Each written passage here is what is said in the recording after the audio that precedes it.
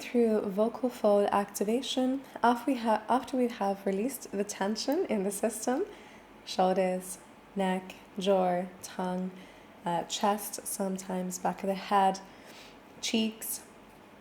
After we have released tension and we've gone into some of these more gentle vocal activation exercises, we can then gently bring in some more intensive vocal activation exercises. So one of the first ones that we can do is humming in the lower range. What do I mean by this? Well, I spoke before, and I hope that you watched the video, on this idea that your vocal cords, through the muscles and the cartilage that surround them, change in their shape in the sense of they become longer and thinner. When this happens, that's our higher vocal range, our higher pitch range. And when they are shorter and thicker, this is our lower pitch range. So they are changing, and this change is what elicits or creates the different pitches that we create from low, medium to high. The amount, or how wide, how large that area is from our lowest note all the way through to our highest note, the highest that we can do, this is called our vocal range. So we're always playing inside of this space. For some people, it will be larger than others. As singers, we learn to expand both ends of that range, but even then, there is still an anatomical limit to how big that range is going to be. When I say let's explore in the lower vocal range, what I mean by that is taking a more low pitch in the lower end of what you feel comfortable in, and slowly, gently sliding up and down that pitch, just a few notes at a time, going slightly up and coming slightly down. I'll give you a demonstration so that you can understand what I mean. And we did do this a little bit before, and I'm basically doing it again in order to expand on something, in order to use that to build something more intensely. We'll take an M, a hum sound, and as I've said previously, when we're doing the M, imagine that you have an O in your mouth. It's like an om from the inside, or it's like you have an egg on your tongue. So the tongue is soft in the floor of the mouth. The tip of the tongue is very gently touching the back of the bottom teeth. The tongue is not going up, rather it just stays resting on the floor of the mouth. So I'm going to breathe in, and I'm going to start in my low end and just slightly move up and down.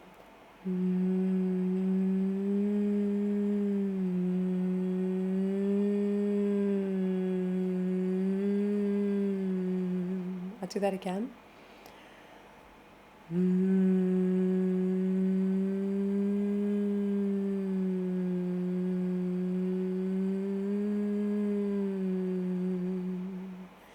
So I'm just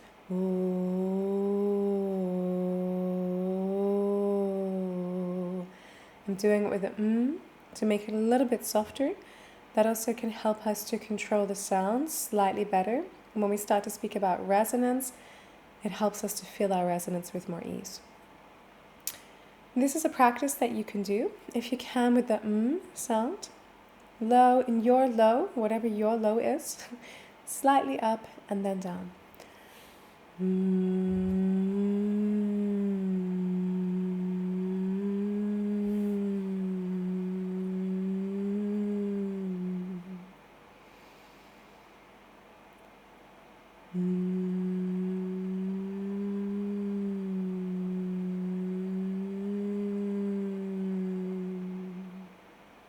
A few more of these for you. I'll give you some space to do it so that you can do it in your own range.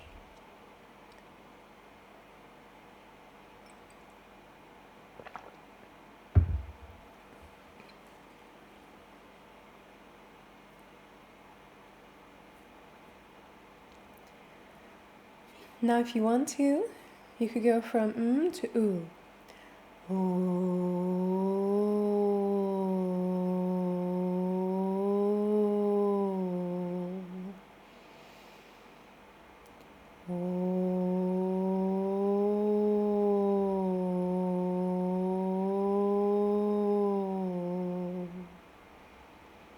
Continuing this for yourself in your own range, at your own pace.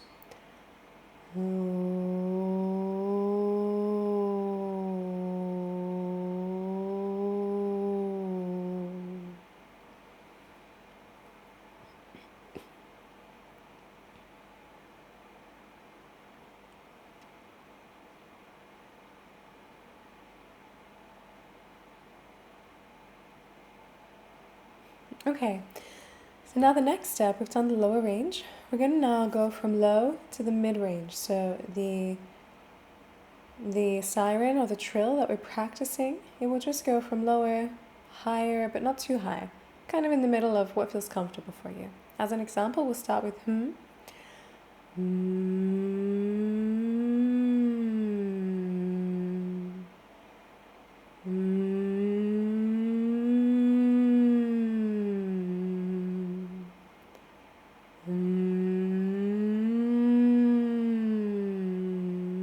Try it for yourself in your own range.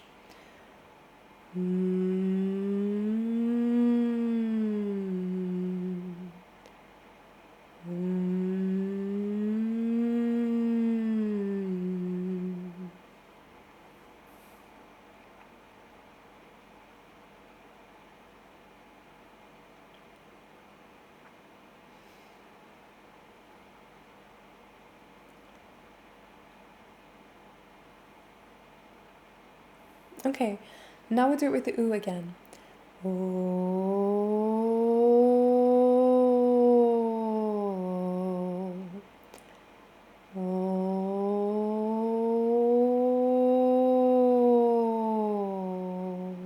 And continue in your own range. From your low to your mid and back down again to your low.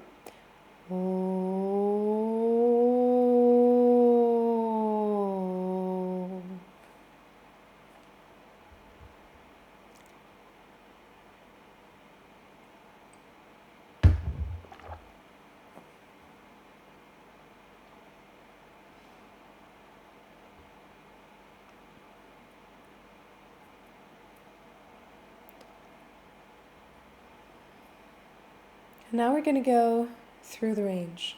So we're going to go from low all the way up to high and all the way down again. The trick with doing these is to go as slow as possible.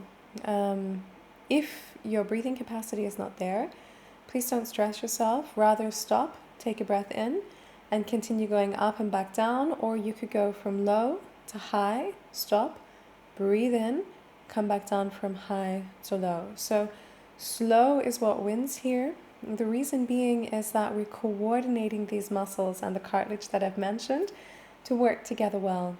And if we go too fast, they're kind of just throwing the potato at each other, but we need them to gently hand the potato to each other. So it's team playing. We have to go slow. The slower the better here. Again, from your low to your high, and actually let's do it like that. We'll break it up. We'll start from low to high and then we'll stop. And then we'll come back down. We'll take a breath in. We'll come back down from high to low. Here we go. Breathing in with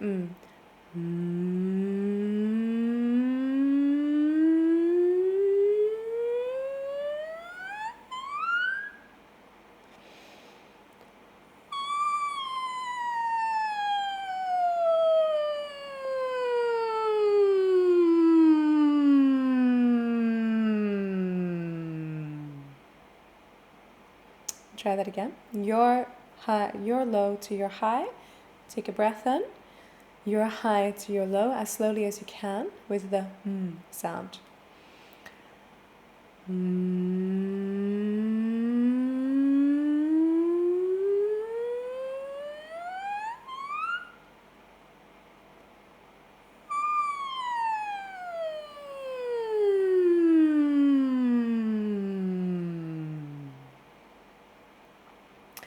Do that with oo.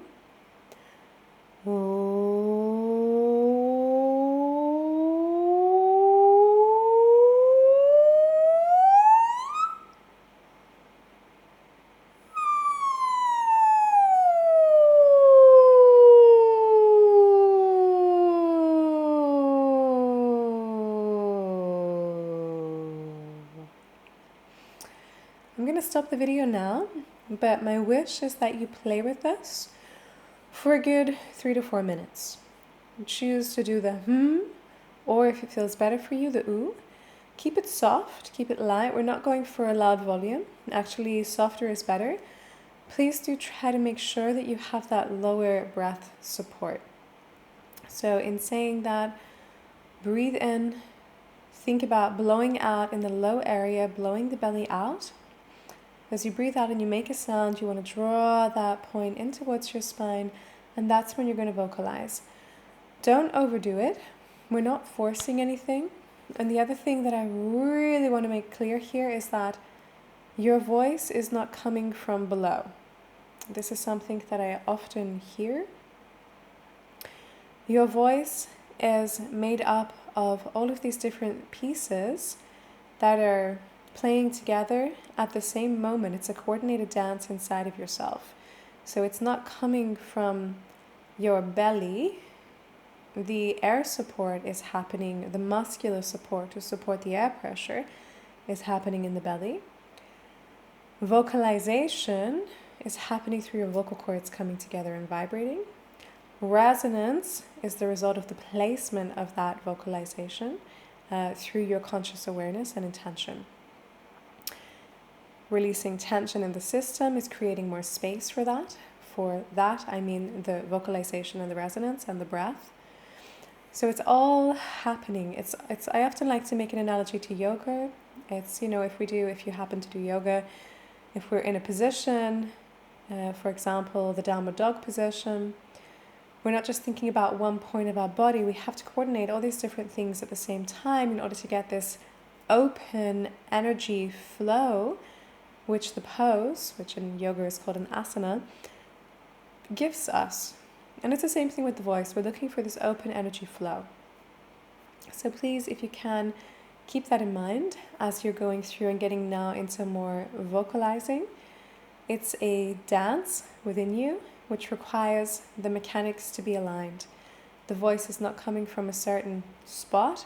It is happening through an embodied, conscious, coordinated production through your intention and your awareness.